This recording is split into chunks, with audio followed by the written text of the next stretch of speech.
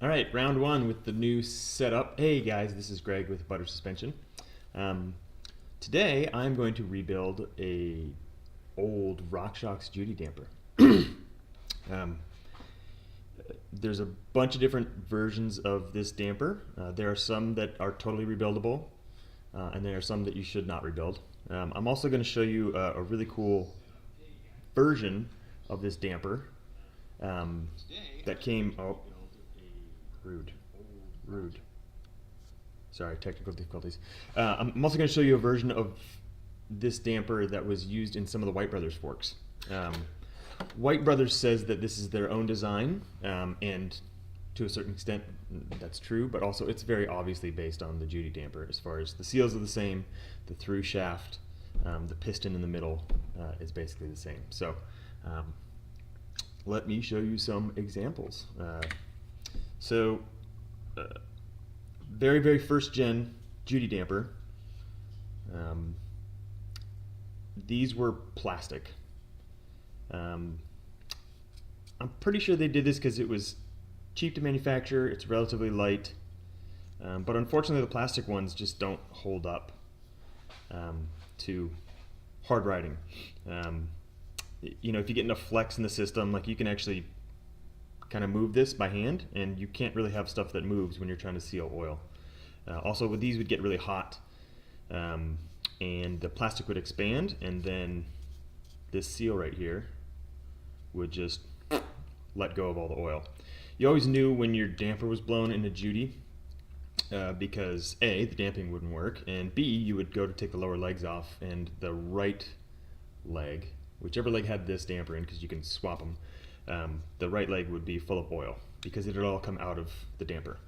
So they changed the design and they swapped it over to an alloy body, aluminum cartridge body, which improved things. Again, though, these forks were not incredibly stiff, so if you really, really rode them hard enough, stuff could flex enough that oil would bypass the seals and just leak out. So long term, these needed to be rebuilt pretty often, or at least it was a good idea to do that. Suspension rebuilds weren't super common back in the day compared to now. Now I think there's way better education about getting stuff rebuilt on proper service intervals, but I mean, back in the day, in the 90s, you would just ride it until it blew up and then complain. But luckily there was no internet, so you wouldn't complain online. This one I have already rebuilt, so you can kind of see if you can hear how there's basically no bubbly sound. It's just smooth action the whole way through. This is one that has not been rebuilt. See if you can hear that. So that's got air in the system. One thing that's really important when you're going to rebuild these, if it's like just something you're going to take to the bar, or you don't really care, you just want it to basically function, you could rebuild this without replacing the seals. You could basically just take it apart, clean it up, put it back together with fresh oil. And people do that, and I get it. But really, most likely the reason for there being air in the system is because the seals have failed. So if it's like an absolute last case, like you just got to get the thing working, then yes, you can rebuild it without new seals. But I don't really see any reason to go through all that trouble without replacing the seals. And the cool thing is, put in a little plug for my friends at SRP. They're making full rebuild kits for these cartridges. It's pretty neat. There's something to be said for riding vintage stuff. You can't expect these things to perform like modern stuff, but I think most people that ride them don't expect them to perform like modern stuff. So as long as you kind of keep your expectations vintage, if you will, I think that's totally fine. And these seal kits are awesome. He sells a whole bunch of different stuff. Like here's this, like the wipers with some grease.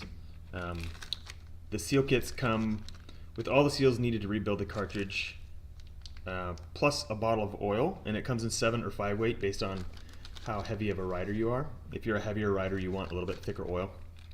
And then if you have big bottles of oil, like I do, I got these big jugs, then you can just get the individual seal kits without the oil. He can also send you like a little instruction manual, but I'm doing this video so I can show you how these things get rebuilt. So we're just gonna basically tear the thing apart, clean it up, put in some new seals and oil, and get it bled and put it back together. I'll do this one first, just to show you how the Judy stuff is, and then we'll walk through this one. This one's a little different because there's a couple different things going on with this one that really kind of set it apart from the old Judy dampers. This one, so just to back up a little bit, Judy DH had compression and rebound dampers. They were two separate dampers and they each did different jobs. XC and SL only had compression damping. And the idea, I believe, was that elastomers were kind of sold as having damping built into the spring, which is classic marketing BS for elastomers kind of do what they're going to do. There's a reason why we don't use elastomers in suspension anymore. They just don't hold up over time. They change spring rate as it gets hot or cold. And so the idea was that because elastomers have kind of built-in rebound, you don't need a rebound damper for an elastomer-based fork. At least that was their thinking. And then you got into the DH version where they're like, well, people are pushing these things pretty hard, so for DH, we're going to want a rebound damper as well. So this damper, though, is pretty interesting. It's got a rebound circuit, so this is the hole right here. Get this angle right. So that's the rebound, and this is the main piston, but it also has a compression lockout that's handled by this rod. So this has a little Allen head at the top, and there's an adjuster at the top of the fork. It goes in here, and when you turn the knob on the top, you're opening and closing. How close can we get here? Come on, focus. There it is. You're opening and closing this valve, if you will. And so that is what controls the compression, and then when it's fully closed, it's locked out. But this one, a customer sent me this fork to rebuild because the fork was basically brand new, but all the oil had effectively leaked out of the damper, so there was no real control. And it's basically a brand new fork, so I'm thinking that the seals just got old.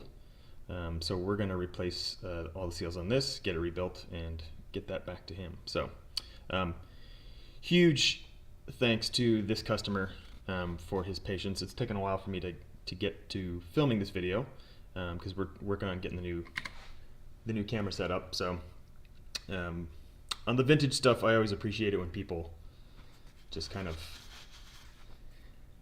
let me have my time, because I'm also, full-time working on all the other projects I'm doing to keep the business going. So the vintage stuff to me is part of the business. It's just that I always feel like with the vintage stuff, most folks are, they would rather have it done right, and it takes a little time to get all this stuff kind of sorted out. So huge thank you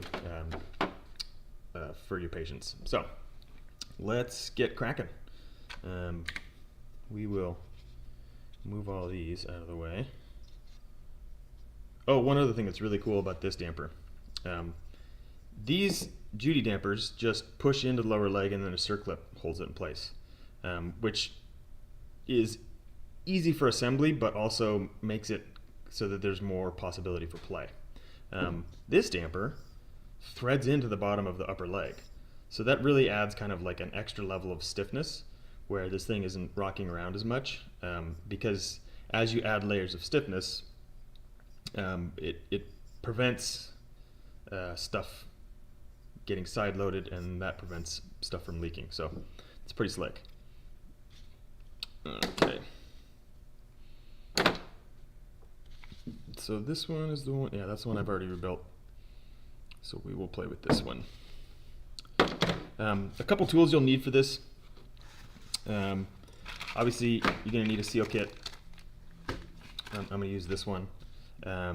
You'll need oil. I'm just using the stock 5-weight for this rebuild. A very thin O-ring.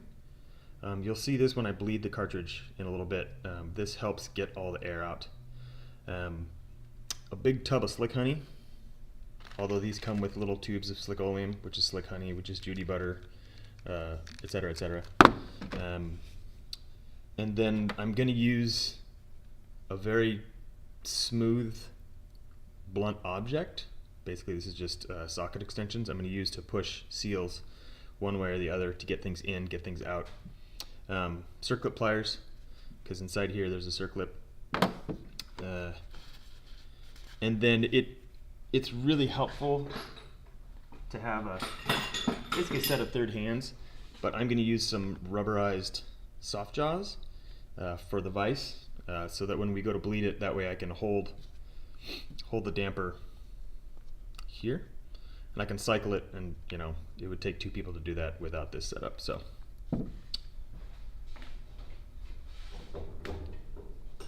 All right. Also, this is messy, so you're going to want like a bucket or some place to dump this. But first thing you're going to do is remove the circlip. Oh, lots of Q-tips too. I use tons of Q-tips just to get all the stuff out. So this part right here, come on, focus. This is like just a plastic spacer. You can see there's 4 holes there. So when these are really gross, like if the elastomer's melted, a lot of stuff can get down in here, and it's really hard to get this stuff apart. But you can see how that one just popped out. One other thing too, anytime I do any service on anything that either I haven't worked on before, or it's been a long time, or I haven't done a ton of them, I always lay everything out in order, and I kind of pick an order that makes sense to me. Also, to kind of understand how these things work, I also lay them out in an order that corresponds either to an image in my head, like whatever I need to understand what each part of this damper does and where it goes in the fork. You can draw a picture. The best thing is probably to take a ton of pictures, but you can draw diagrams. Also, in this manual that they send from SRP, they have some of the old Judy images. So pretty slick here. So here's a nice detailed drawing of the damper, and it just kind of shows you the order that everything goes in, but still there's some details that maybe are hard to see in an old drawing, but if you take really clear pictures, and as you do it, each piece, lay it out, that'll help you kind of put everything back together. Okay, so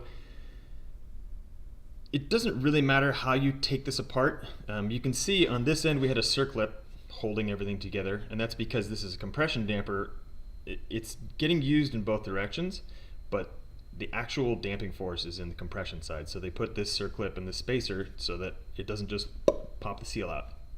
Even though this is attached to the bottom of the lower leg and this is pushing on your elastomer stack, there's still a lot of pressure here trying to basically, the oil always wants to find the easiest way out. So they put the circlip here, and then the rebound stroke, technically there's not as much pressure because it's just bypassing and going into this other side. But you can see there's no circlip here, and that is just the way that these things are. That's also kind of a secondary reason why these would blow up, is there's nothing holding that seal in place.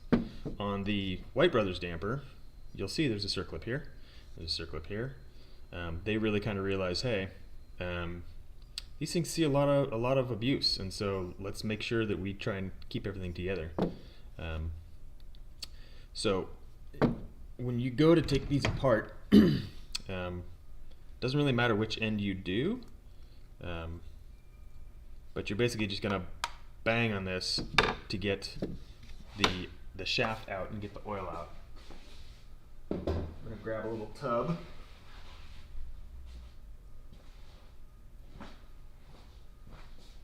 Here's your tub.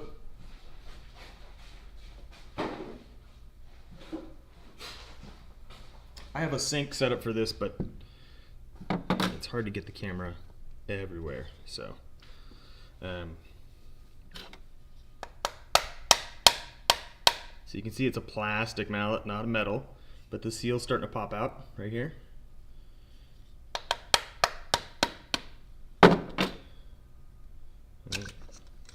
Ooh. Blep. So that's the old oil. How does it smell? Oh, it smells old. Yeah.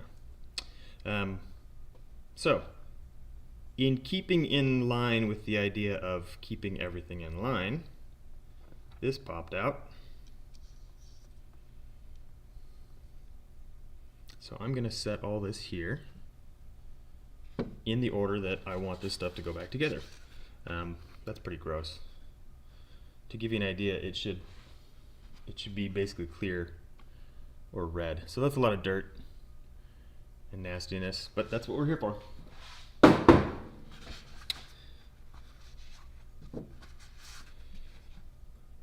Oh, one other thing that's really helpful. You can use rubbing alcohol. I got some of this stuff, but this stuff just makes my job so much easier. Pressurized, it's basically like, I'd say 1/3 the strength of brake cleaner. So it'll probably still give you cancer, but it'll just take longer. But this stuff works great. It doesn't harm seals, it doesn't harm any surfaces, and it's pressurized, so it can really kind of blast everything out.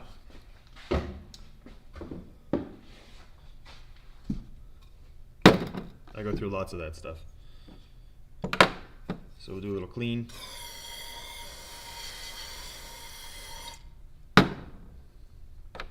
And then this is my blunt socket tool.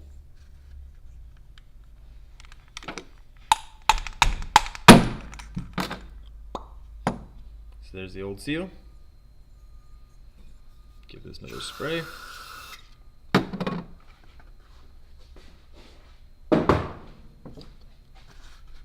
Okay, here's our stack o' bits. So here's the seal. This is the other seal. This is just a plate, I think, that separates. This is a top out O-ring, I believe.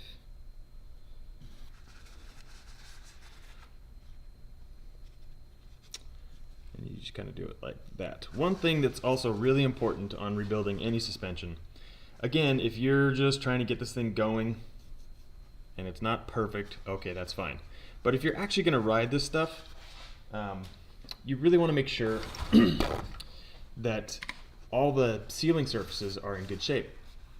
There's no reason to rebuild this stuff if there's huge scratches or gouges on any of the sealing surfaces, because then at that point you've put in new seals, but the stuff that it's sealing against is garbage, so who cares? So whenever I am rebuilding anything, you really want to take the whole thing apart and inspect everything for scratches. So this is a sealing surface, this is a sealing surface. This glide ring here, little bits of dirt or metal can get stuck in there, and so you want to make sure that that's in really good shape. And then same thing inside the damper cartridge, because this is also a sealing surface. Where the seals sit right here, oh, that's really bright, sorry. Let's turn this down a bit.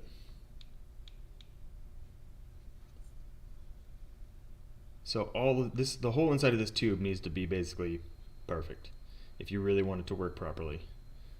Gonna get that.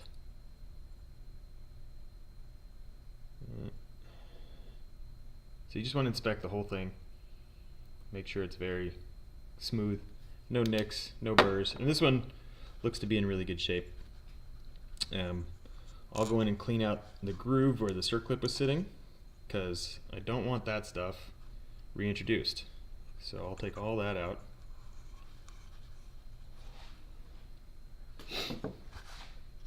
And then you can see there's still some brown schmoo water in here. So I'm going to hose that out.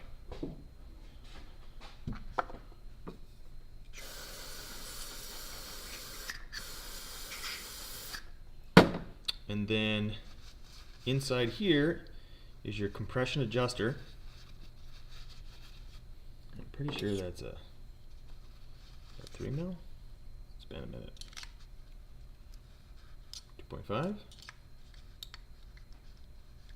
Come on, buddy. Or is it just nasty?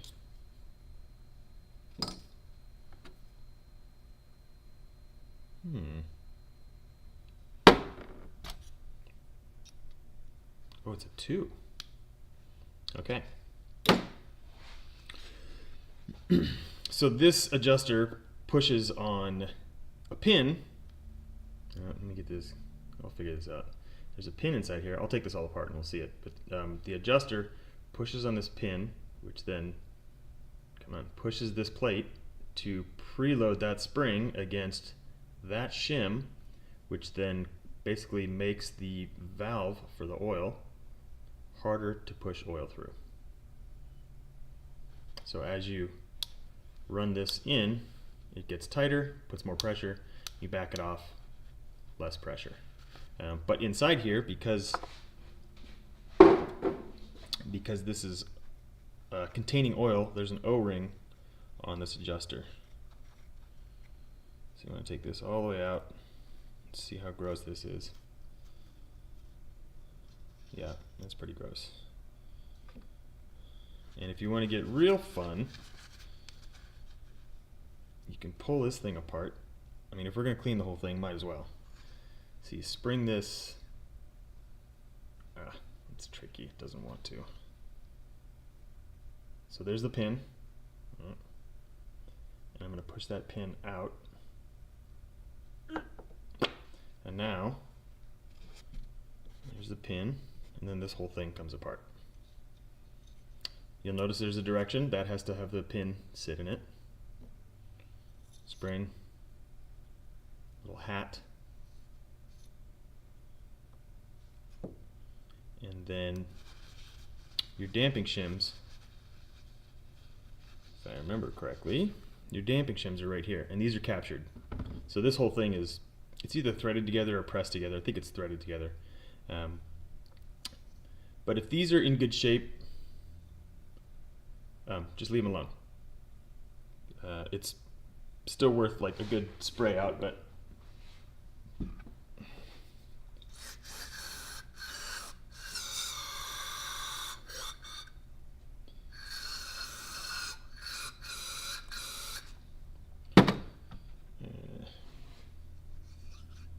Q-tips just to soak it up.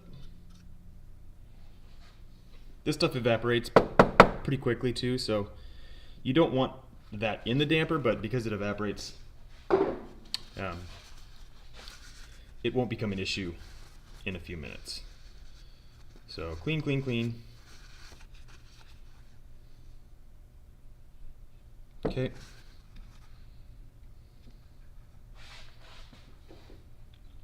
And we'll clean the needle.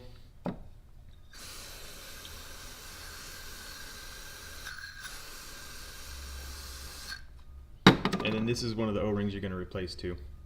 This seals the damper adjuster to keep all the oil in. So anytime you can take O-rings off without tools, you can see I basically just pinched that and then pushed it up. You always want to try and avoid using tools to take off O-rings, because you don't want to scratch inside here.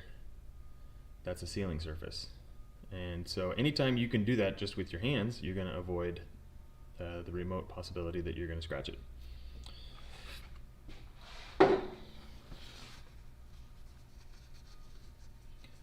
Clean, clean, clean.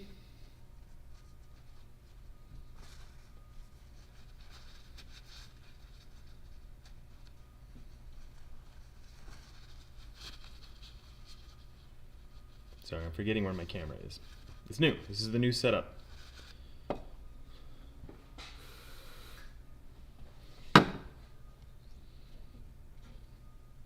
And then this pin is steel, so we'll go ahead and buff this out a little bit. Technically, it shouldn't rust because it's soaked in oil, but because these dampers get neglected, water works its way up inside and mixes with the oil, and it will cause rust. So, a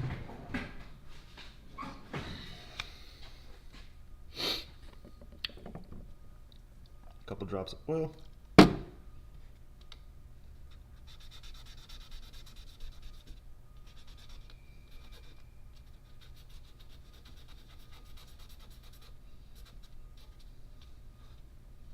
Cool.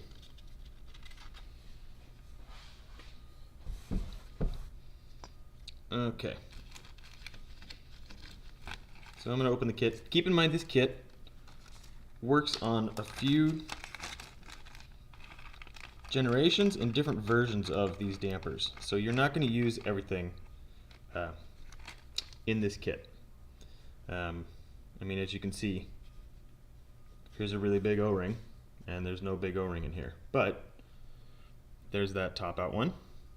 Here are the U-cup seals, and here's the little buddy for that one. One other thing that I always try and do, these are really obvious because the new ones are gray and the old ones are black, and this one's shiny because it's oily and gross. But on stuff like this, I'll set this one aside, I'll compare it, and then I'll set it aside so I don't reuse it, and then I'll instantly just go put this one on. I'm very carefully popping that over. I will preload the gland. Slick honey. There's that. Now I'm going to leave this out because part of the bleed process, we also want to bleed oil out of this up through this the damper shaft, and then we seal the whole system off with the adjuster. Set these aside, don't need those. Set that aside, don't need that. Let's put this whole jammer back together. This is a spring perch hat, so it is directional. You can see how you can put it on backwards, but this needs to sit flush against these shims. That's what controls how much pressure goes against the shims. If you do it like this, it doesn't do anything, so it doesn't actually change your adjustment. This is why it's also nice to take lots of pictures as you go so that you know how stuff goes back together. Also, this is directional. This has to sit with the groove outwards so it can sit, the pin can sit in there. And it lines up with those holes right there. And then you're gonna just hold this thing really tight.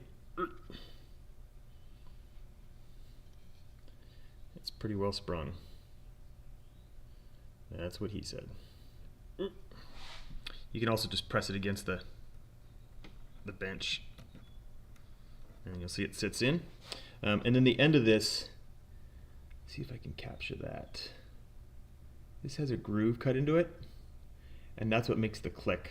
It clicks when it sits. Come on, focus. When it sits on that pin. Is that too close? There we go. So it goes click, click. All right. Top out bumper, spacer. Now, let's put it back together. You're going to start, oh, sorry, one more tool. SRP also sells and makes this bleed assembly tool. Basically what this thing does is, because this has seals at both ends and the actual piston is in the middle, they're a little tricky to bleed without a little help. Because you're going to want to fill this cartridge, you need a way to plug it, but then also insert the damper shaft without losing any oil. So this tool that they've made sits, once you get the seal inside there, I'll show you, but this tool basically plugs the bottom, effectively the top seal, but when you flip it over to bleed it, it'll be on the bottom. So that this whole thing is then, you can fill it with oil. And then when you insert this through the cartridge, you find, because this is just a dummy shaft, it doesn't do anything up top, so you find this, it's the same size, and you push the whole thing through, maintains the seal, stays full of oil, and allows you to continue bleeding the system. So pretty slick little tool. There are other ways to do this, like if you have a dead shaft you can do it, but this really just solves the problem. So with these, you can see that there's a big pocket here. That's going to fill with oil, so I'm not worried about that. But when you do the same thing on the top, I'm going to try and kind of pack this with slick honey, because I don't want any bubbles in the system. And so when this is facing up, any air that's in the system will want to catch up inside here. And I'll show you how, when I do that, when we get the thing finally put together. So you want to slick up this part right here where the seal goes in. Never hurts to put a little here.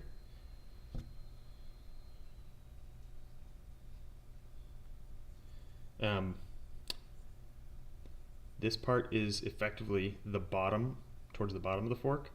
This part is the top, and it has the circlip. So you want to do this start at the top. Now these new seals press in pretty tight. I'll just press against the bench slowly.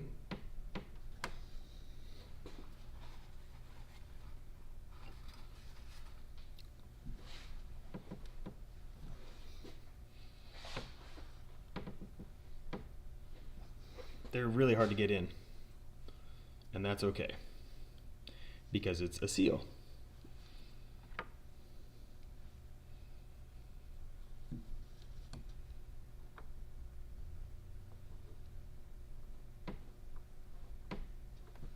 Man, that's really hard. It's good.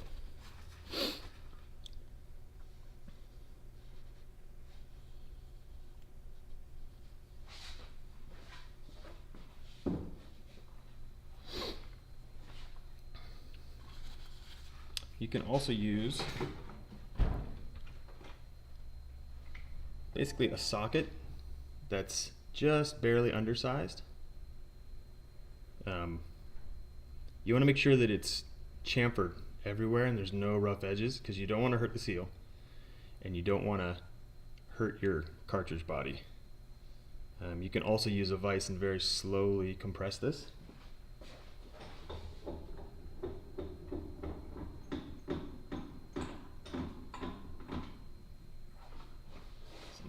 Camera.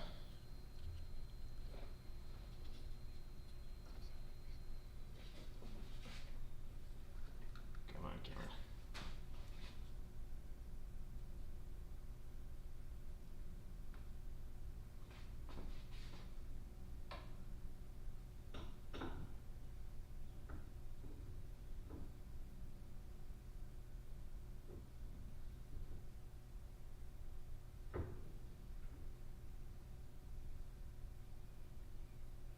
You notice that I'm just slowly working up to it. I'm not in a hurry on this. And you need to have enough space so that you can fit the plastic spacer and the circlip.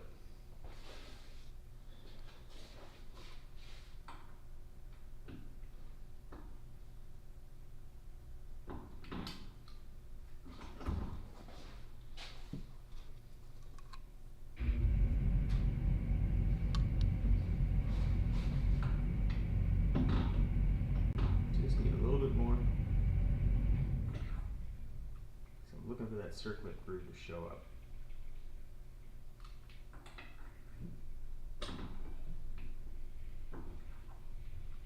There we go.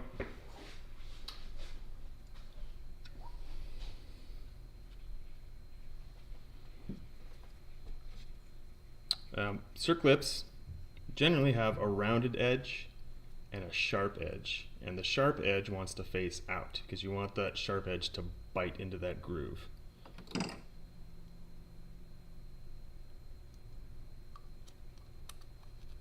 And then also circlips, you know that they are in completely when you can barely apply pressure and you can spin this. And then once you let go, it stays put. And then I want to make sure that that seal is pressed all the way against that. So I will reverse this and just shove it there. Okay, so that's prepped. Anytime you are dealing with any sealing surface, you want to make sure and grease it up. So I'll use a little slick honey on something that I use. This is like a part out of a Rockshox, but just grease that up. Tool goes in here. And now this thing is ready to fill. So you can see the tool is down, way down in there, but that's going to hold all the oil.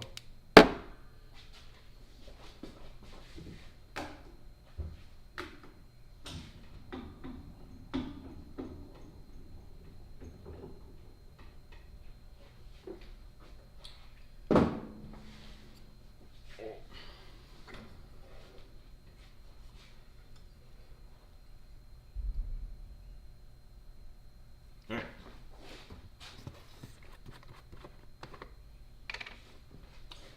Fill this with 5 weight.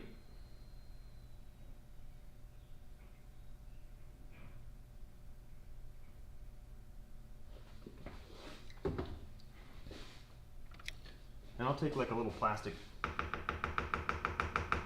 handled screwdriver, something, just to make sure all the bubbles come up. The whole point of this is to try and get only oil and no air inside. And you can kind of wipe those off.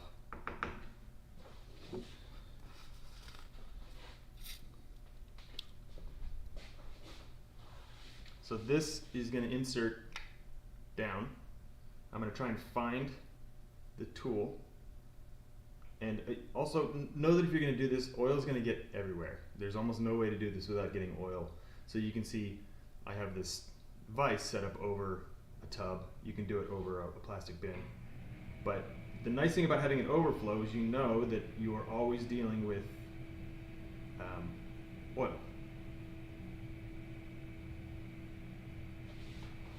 So I'm going to touch the tool and treat the tool and the damper shaft as one piece. That way I know they're going to stay together. And once this thing clears at the bottom, I can remove the tool. The tool isn't doing anything anymore.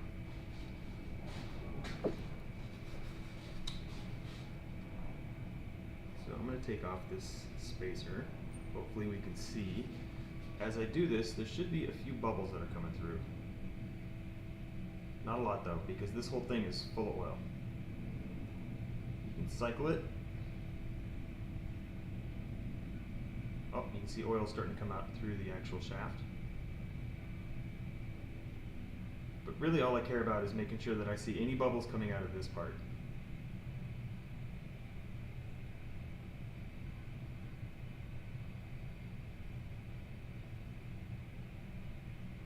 Okay. So that is ready to go. Now, with the other seal, this is where your little tiny O-ring comes into play. Because we're going to drop this on here, there's always the chance that we're going to catch some air in here. So I'm going to preload this with grease.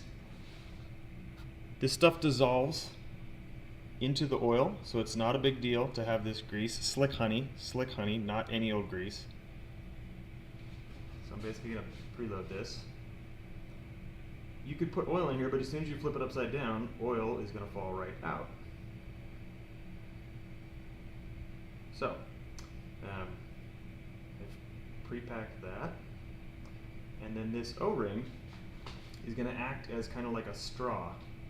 Not really a straw because it's not hollow, but it allows any bubbles to kind of work their way out.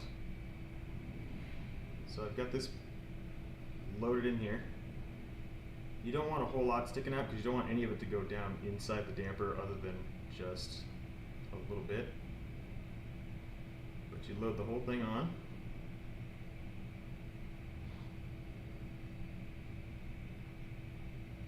Get that O-ring ready to escape. I've seen that you can also use dental floss on this. Just something flexible that you can pull out. Let's get a little side here.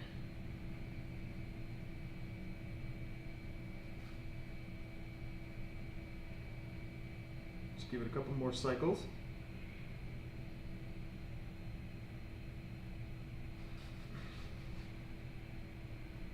And then because the seal is going to overtake any of that oil in there, this is kind of the hard part. You're basically just shoving this thing in.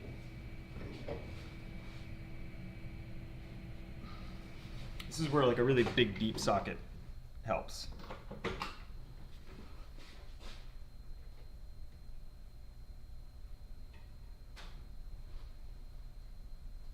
They're really hard to get in.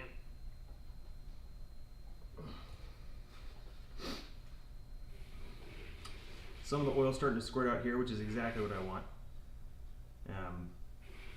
So I'm going to pull this out because this is all sealed now. You can use either side here.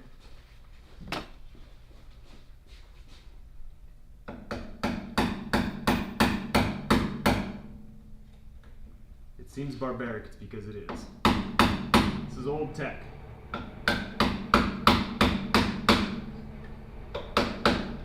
This just needs to go flush.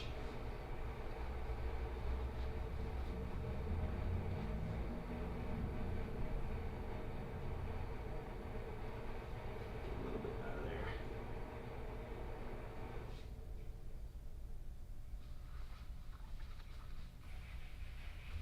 Come on, buddy.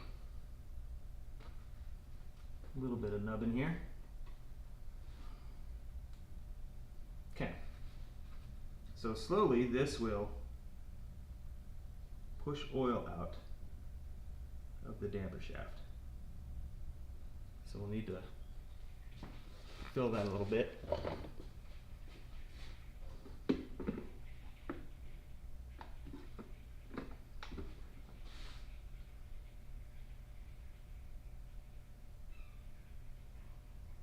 Again, I want all the bubbles out.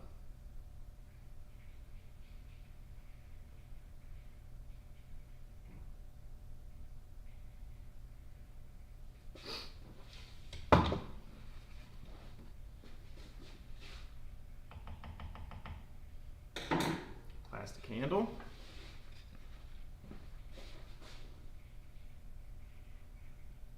And this is also going to overflow because we're displacing the oil to make sure no bubbles get in there.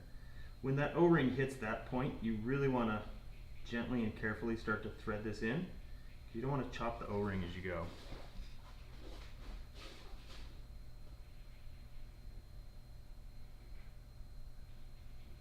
And on this, I will go all the way in until you feel the clicks, because this is actually going to go quite a ways in.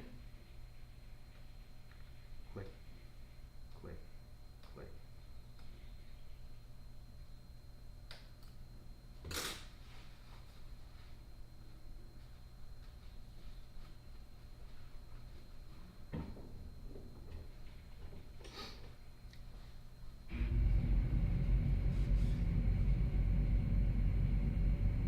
Then we're going to test. Basically want no bubbles in here.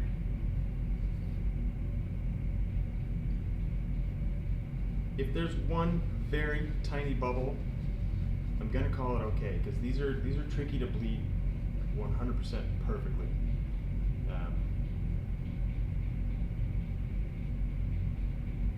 And then you can also open it up.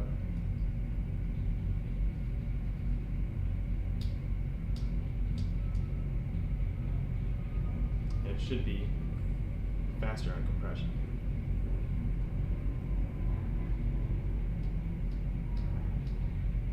It's not a massive difference. These are relatively subtle dampers.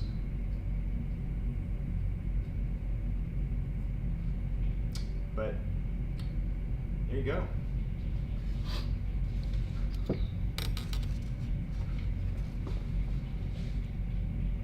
All right, move this back.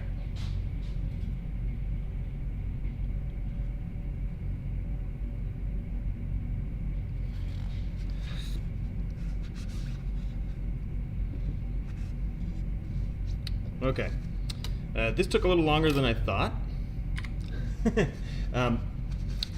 So I'm actually going to turn this into 2 videos, just because I got to open the store here pretty soon. So, but in round 2, I will basically do the same procedure with this one. It's effectively the same thing, but it's going to be a little different because I don't get to use the bleed tool. So, but also this damper shaft is much longer, so it actually allows for starting the bleed process with this as the plug, and then you fill the damper, and then you slowly cycle it through. So stay tuned for that next video. I'll probably do it tomorrow, just because I've already got stuff set up. But I appreciate you watching. As per usual, please like and subscribe on all that stuff, but also leave comments, ask questions. I try and answer all the questions when I have time, and I love to try and help folks out. So thanks for watching. Have a good day. We'll see you soon.